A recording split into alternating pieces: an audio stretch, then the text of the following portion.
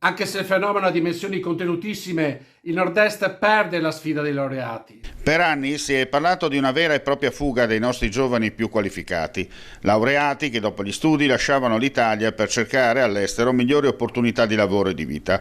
Una lettura però parziale, perché considerava soprattutto chi partiva, senza tenere conto di chi arrivava nel nostro paese.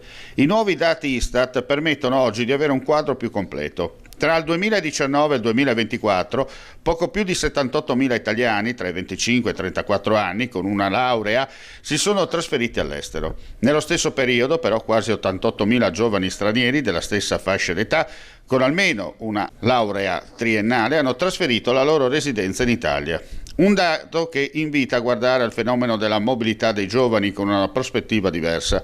L'Italia continua certamente a perdere una parte dei suoi laureati, in particolare nel Mezzogiorno, ma allo stesso tempo riesce ad attrarre giovani qualificati dall'estero in numero superiore. Per capire davvero la dinamica demografica e occupazionale del Paese, non basta contare chi parte, bisogna considerare anche chi sceglie di arrivare. A dirlo è l'ufficio studi della CGA di Mestre.